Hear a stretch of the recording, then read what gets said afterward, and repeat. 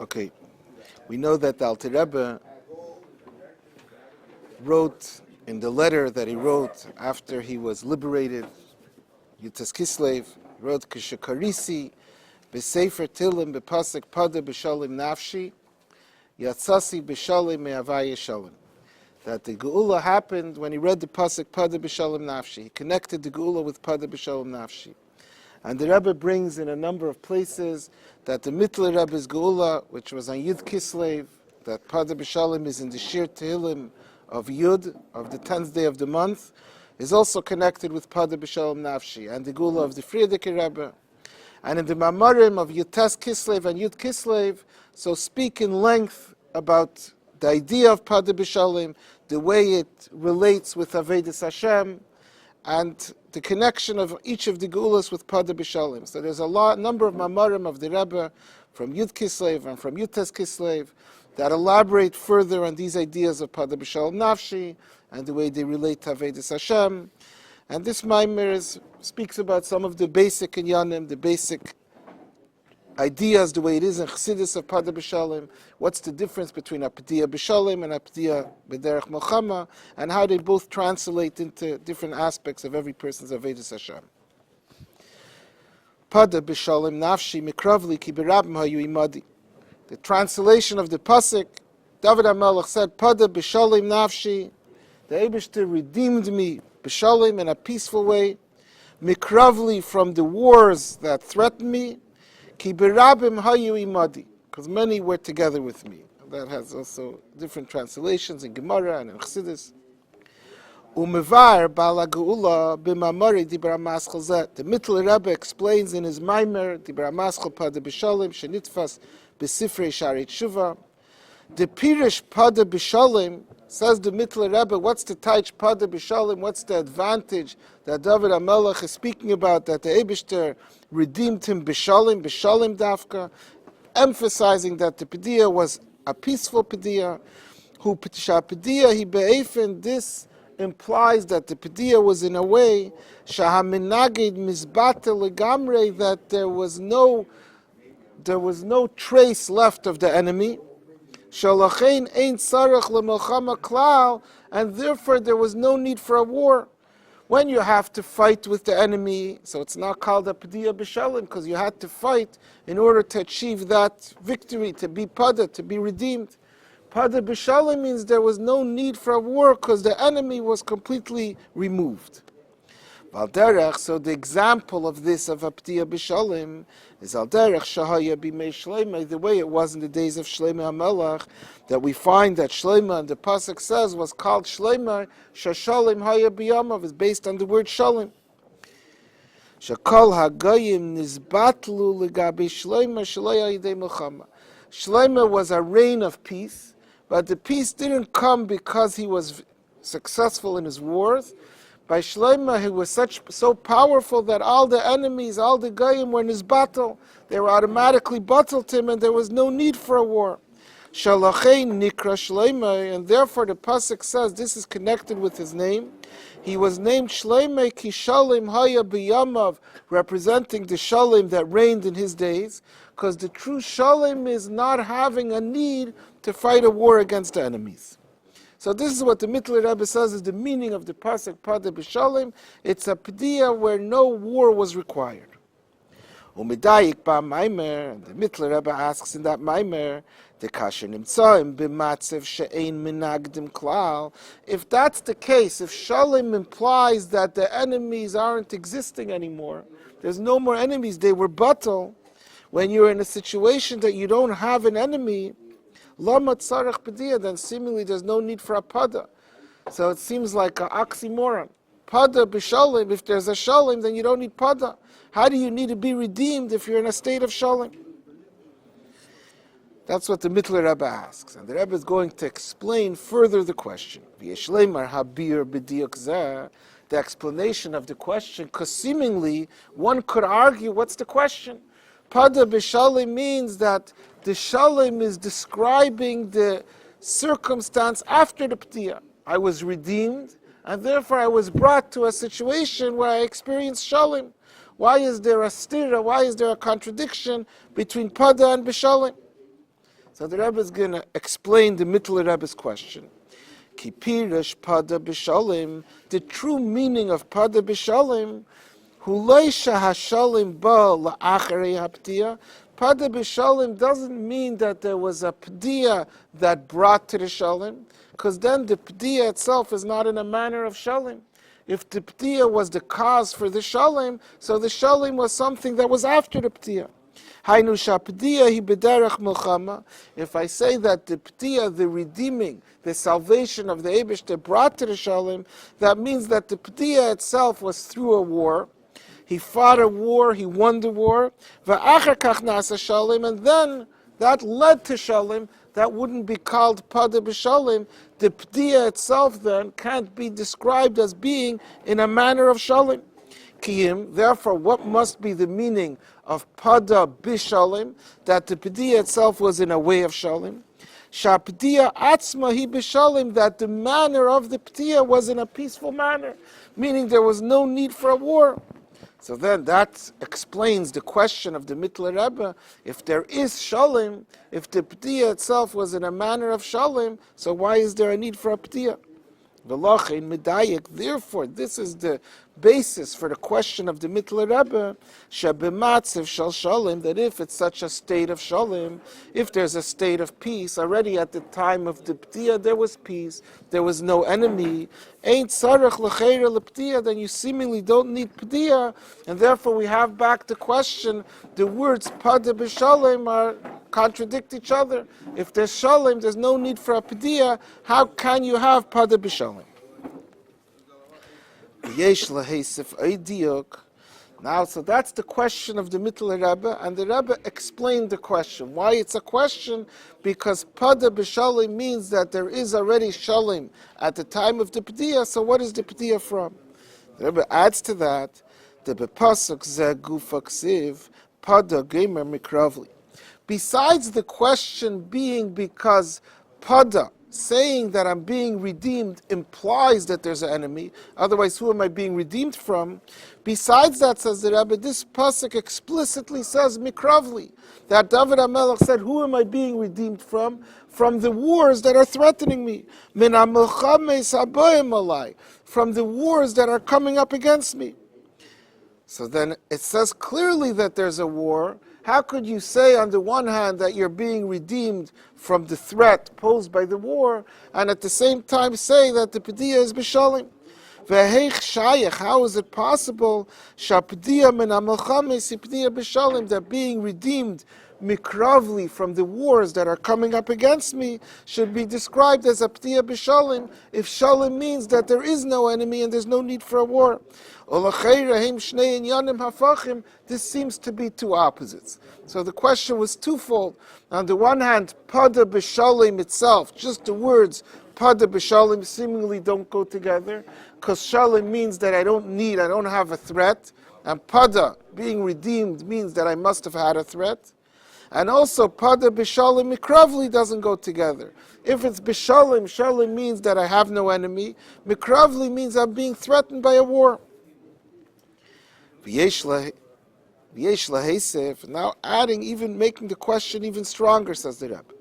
The shnei inyanim elu, Padah BeShalom umikravli, the seeming contradiction in the pasuk between the idea in Padah BeShalom that it's a peaceful pdiya, there is no enemies, and the implication of mikravli, from the wars that are threatening me, that says I do have enemies. These two inyanim, Padah BeShalom umikravli, heim loirak shnei hafachim stam. Not only do they seem to be opposites, not only do they seem to be contradictory, and therefore we don't understand how the pasuk can put together Padah BeShalom with mikravli. Ela sheheim hafachim min hakatza el hakatza.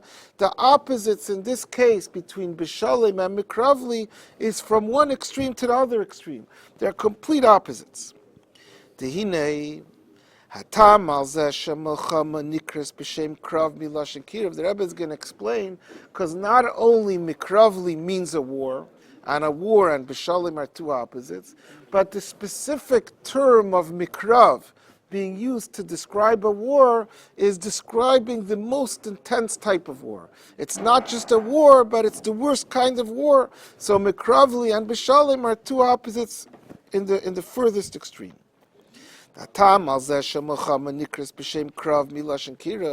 Says first we have to focus on something that seemingly doesn't make sense. Krav, we said, means Muhammad. That's what Rashi says. That's what all the Mefarshim and the Pasuk say. How does Krav mean a war? True, the word in Hebrew, Krav, is when the armies are facing each other. But seemingly, the root of the word Krav is Kirov, closeness. A war is anything but closeness. So why in the first place is the Hebrew word for a war Mikravli? The reason, says the Rabbi, the reason why a war is called Krav Milashon Kirov, Afsha Milchama, Hu Heipach Inyan Akirov, even though seemingly war and closeness are two opposite concepts. So why would the word for a war be Krav? Who can move on Maamar, says the Rabbi, the reason for this is understood from that Maamar of the Mittler Rebbe. Lefi she'ikar v'teikev shemilchama hu kishehi be'efen shel kirov. There's different kinds of wars. What is the most dangerous, the most vicious, the most intense wars is wars that are fought from close proximity. The Rebbe is going to explain it. In wars in general, there's two types of wars.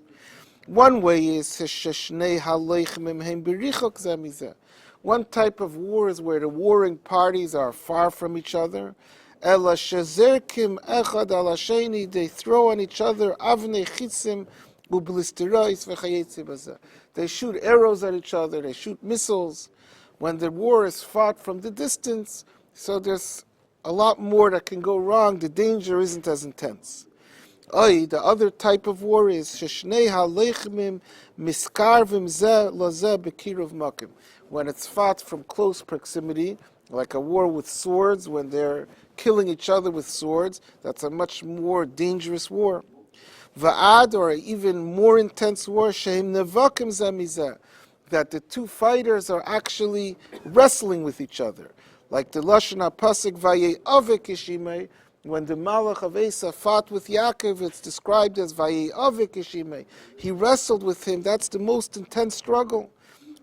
That's a struggle in which Shehem Miskarvim Zeh Lazeh, that the two fighters become close to each other, Leirak B'makim, not only in close proximity, in close space, Elagam Begufam, but the bodies actually come close to one another.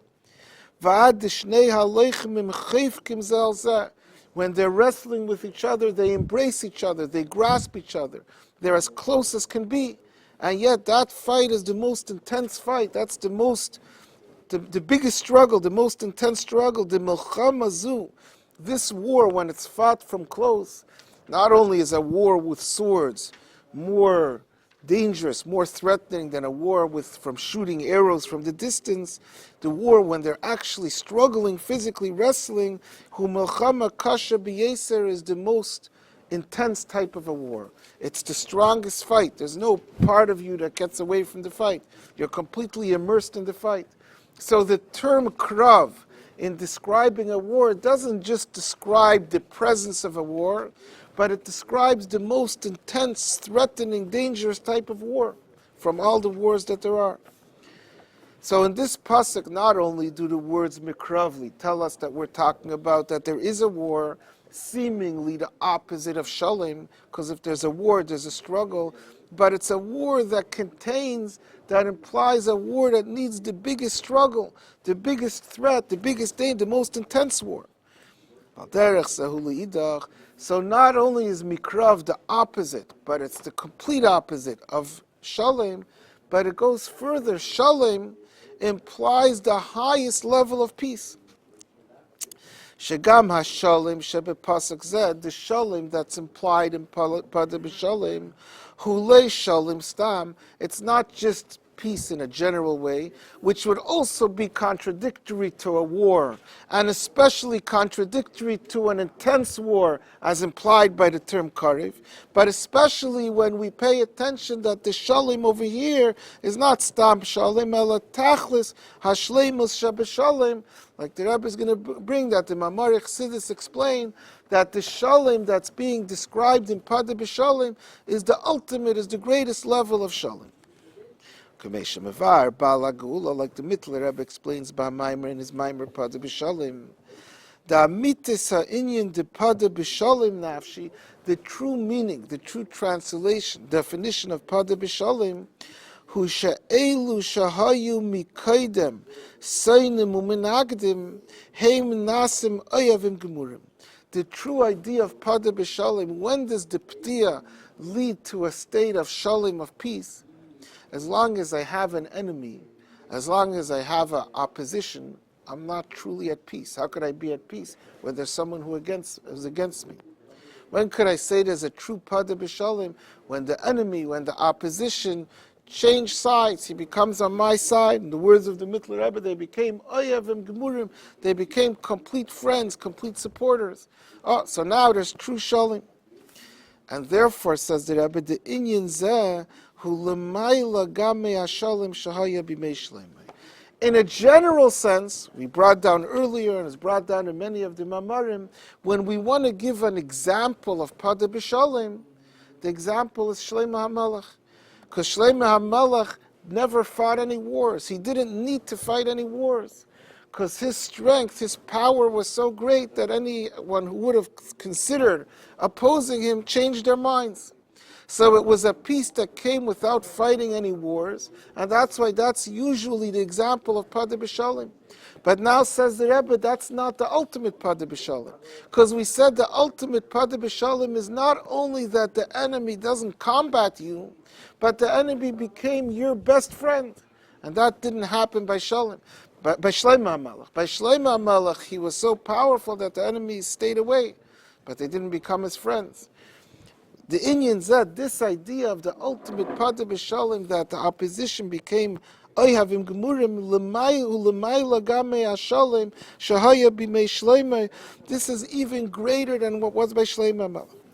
The Shalom shahaya b'mei shleimai, the Shalom that existed by Shlomo HaMelech, that because of that, like we said, the pasuk itself says that he was called Shloimei ki Shalom haya b'yamav. His very name Shloimei reflected the Shalom that existed in his days. Wasn't the ultimate Shalom? That Shalom was shekulam nizbatlu mitzad hagiliyah, that all his enemies were batal in a physical sense, because Shloimei was such a powerful kingdom, and beruchnius, because in the days of Shlomo HaMelech there was the Beis HaMikdash. There was, like it's brought down always, then was Kaima Siyara Bashlemusa, the moon, which represents Sfiras HaMalchus, was at its greatest complete level. It was a time of Gili Elikos that brought the Beruchnius, that any spiritual enemies of the Eden were bottled. They couldn't raise their heads. So therefore there was a Shalom, that there was no need for Milchama, no need for fighting a war, because there was a great Gili of Kedusha. Avaloi nepchu l'kedusha, but the enemies, the klippes, and the physical enemies of Shlomo HaMelech didn't become his oyavim gemurim. They didn't become his best friends. They weren't transformed to kedusha. So it's not the ultimate shalom.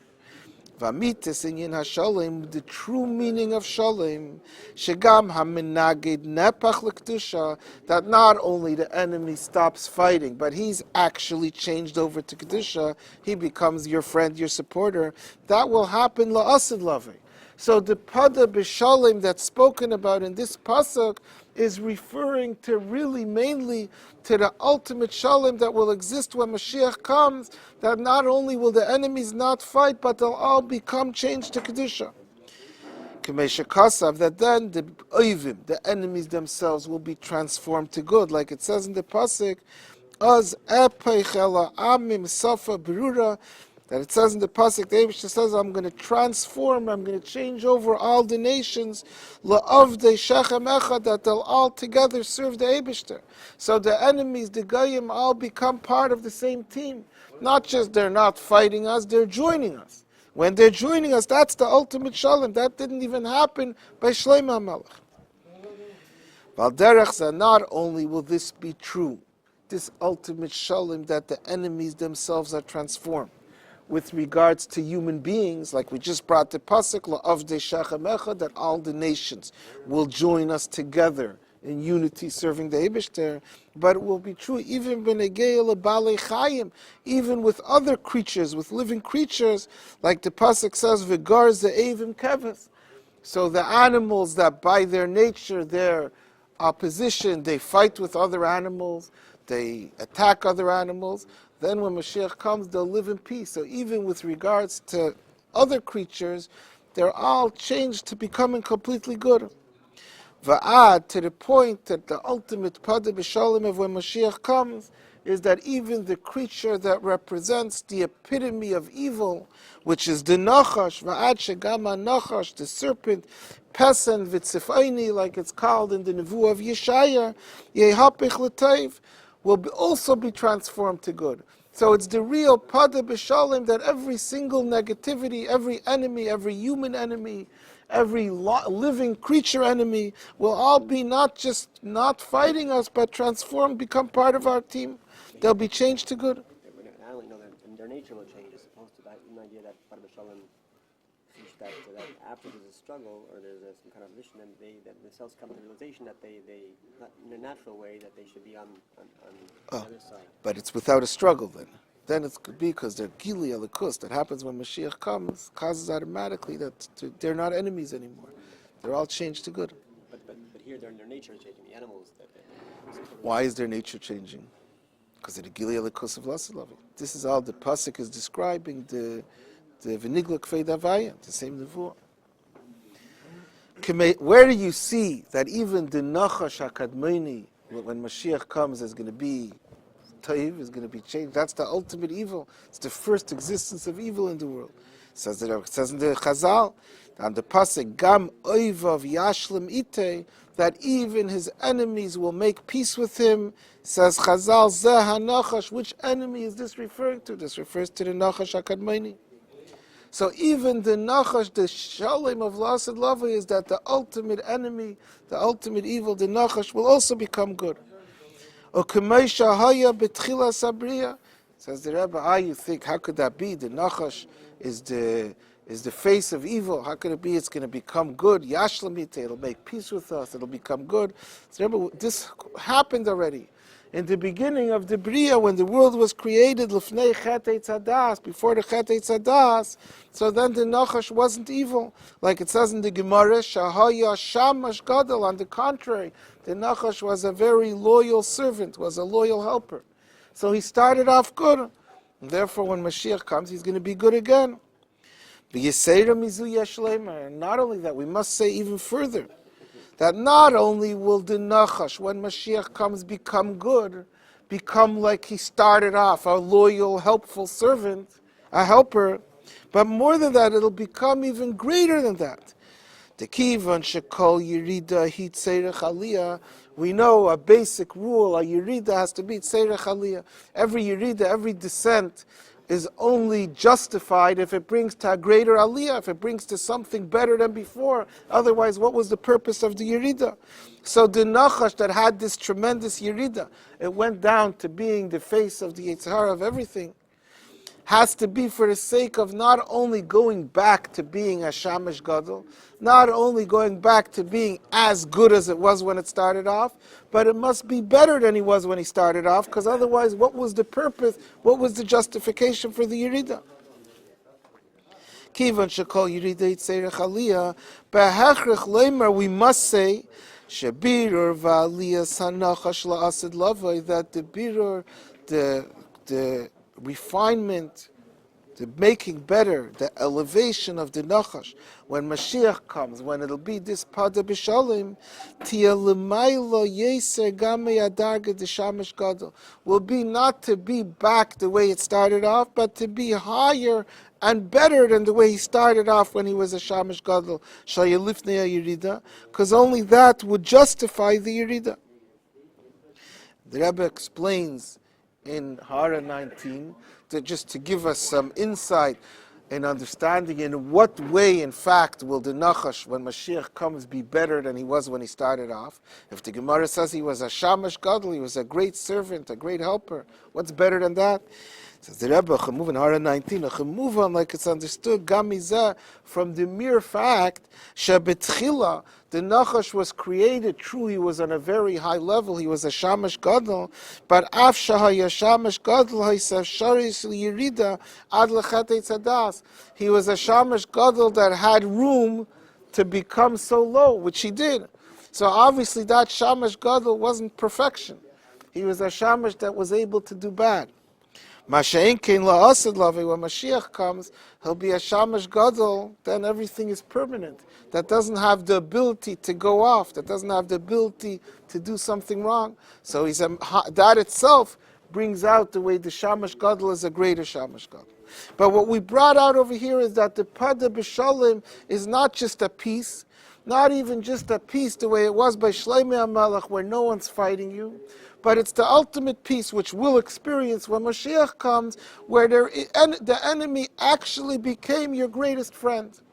So the krav in the pasuk, the wars that are being described in this pasuk, is not just a war, not just that there's an enemy, but there's the ultimate war, the strongest war, the heaviest fighting, which is a fighting from closeness. The peace in the pasuk, the Padah BeShalom, is not just peace, not even just a peace like it was by Shloimeh HaMelech when no one's fighting you, but the ultimate shalom that will be when Mashiach comes, that the lowest, the worst enemies, even the Nachash HaKadmoni became our friends.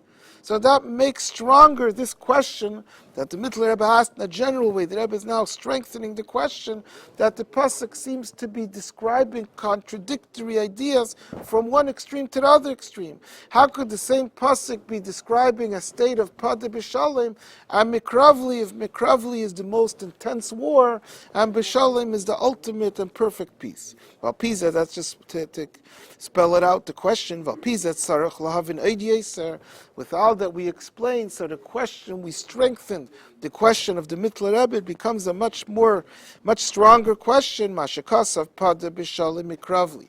How could the pasuk seemingly put together Padah BeShalom and Mikravli? Not only are they opposites, they're polar opposites, right? That's the word, the greatest opposites. Vayakrav v'hashalim. Shebe pasuk zeim shnei afachim min hakatza lakatza. The krav and the shalom are not just opposites; they're opposites from one extreme to the other. The krav is the greatest, the most intense war. Shalom is the greatest shalom. Ve'ech ze Padah BeShalom mikravli. How could it be possible that there should be a Padah BeShalom that's mikrav if they don't go together? What time is it? We still have time. 47 minutes. Okay, a few minutes. Yuvon zeh. We'll understand this. Bahaktim hamevur b'hamaimer de balagula. So now we'll start discussing what Chassidus speaks about Padah BeShalom, translates it that the two types of p'diyah, a p'diyah b'derech shalom, a p'diyah b'derech milchama, are describing different aspects of Avodas Hashem. They're all describing different manners in which the nefesh halakis can become redeemed, can be nifta, can be redeemed and saved from the challenges created by the nefesh habahamis. The wars that we're speaking about primarily are the wars that are in every person, the struggle between the nefesh halakis and the nefesh habahamis. And we'll start now speaking, so all the Maamarim speak different aspects of the different types of pediyas, the way they are in this internal fight. It says, "V'yuvon zeh b'haktim hamevur b'hamaimer de balagula." So we're going to preface the answer to the question by discussing the general discussion of Padah BeShalom in this Maimer of the Mittler Rebbe. That the Mittler Rebbe says over there, Sheshnei ha'inyanim dekrav v'shalim. We explained these are two types of pediyah. There's a pediyah with fighting a war, and there's a pediyah b'derech shalom, and we gave the example, the way it was by Shloimeh HaMelech, or the way it was, the other way is the way it was by David HaMelech, who had to fight wars in order to get some peace. These two inyanim, the way they are in the struggle between the nefesh halakis and the nefesh habahamis, yeshnam ba'avedas hatfila, are two different aspects of davening. in davening, in the struggle between the Nefesh Elokis and the Nefesh Abahamis during davening, there are the two types of Padah, the Padah of Krav and Milchama. That's what the Mittler Rebbe explains in the Maamar. And we're going to elaborate on that. But before that, the Rebbe is going to point out that in different places in Chassidus, we explain it in different ways, which will become more clear much later in the Maamar. The Bekama Mekemis, often in many of the Maamar Chassidus that speak about the Avodas Hashem of Shalom and Krav, usually the explanation is that these are two different Avodas. Bekama Mekemis Mevur, often we explain, Shabir de Tefillah hu b'derech Milchama. Tefillah is the example of Milchama. In Zayar, it describes tefillah as a daily war. It says, Shas tzloisa, Shas kirva. The time of davening is a time of war. And like it brings always, the Maamar it says in the Pasuk, Asher lakachti miyad ha'amori, becharbi uvekashti. Yaakov said that I captured Shechem becharbi uvekashti with my sword and my bow and arrow. The Targum says, "B'tzleisi u'bibausi," with my davening. So you see in the pasuk, davening is called b'charbi u'b'kashti. Davening is an inyan of Milchama. So usually in Chassidus, davening is brought as the example of Milchama, even though in this Maamar, like we're going to say, the Mittler Rebbe is going to say davening itself has both aspects. But usually davening is the example of b'derech Milchama. And in those other places where the Maamar wants to give an example of a Padah b'derech Shalom in Avodas Hashem, v'abirur b'derech menucha Shalom, a birur that's in a peaceful way, hu al yidei esek haTorah is the birur through Torah. And the Maamarim explain in the other places what's the difference. In tefillah, when someone's davening, he has to engage his nefesh habahamis. The whole idea of davening is we're thinking about the greatness of the Eibishter. Not only that, we're thinking about the greatness of the Eibishter in worldly terms. Right? The whole Psukei de Zimra describes in a simple, rational way the Eibishter makes the animals, he makes the different things in the world, he sustains them, he nourishes them. We're speaking in a very down-to-earth way because we're trying to communicate with the Nefesh HaBahamis. We're trying to explain to the intellect of the Nefesh HaBahamis the way it should understand why it should join us in serving the Eibishter. That's engaging. That's why it's called B'derech Milchama. Torah also destroys klippas, just like we're trying to do in davening by convincing the Nefesh HaBahamis. But the way Torah does it is because you learn about something in Torah, you learn about Tumah and Tara, and the Torah, because Torah is higher than the world, that causes a birur. It's called a birur b'derech menucha, because someone who's learning Torah is not engaging actually with the world, with the klippas, with the ra. He's not involving himself with the Tumah and Tara. By learning about it in Torah, the HaTorah, the light of Torah, in an automatic way has the effect on the things that are being disbarred. That's why usually in Chassidus, Tefillah is the example for Milchama, for engaging, for Krav, and Torah is the example of Menucha v'Shalom. However, so that the Rebbe just brought that as l'hayr. Avo bidrush zed. Usually Tefillah, by definition, davening is I'm understanding, I'm thinking. I'm focusing on the way my mind works, and that my mind should grasp the greatness of the Eibishter in a way that should convince me that I should serve, I should love the Eibishter, I should have Avos Hashem. Torah is not convincing of anything. Torah is understanding the Eibishter's Torah. And that Torah has an influence, it's mevarer the world, is an automatic way. When I learn about something in Torah, and Torah is discussing something in the world, it becomes nizbarer. So it's a birur that comes not through engagement, but in an automatic way, which is the idea of birur b'derech menucha, similar to Shlomo HaMelech.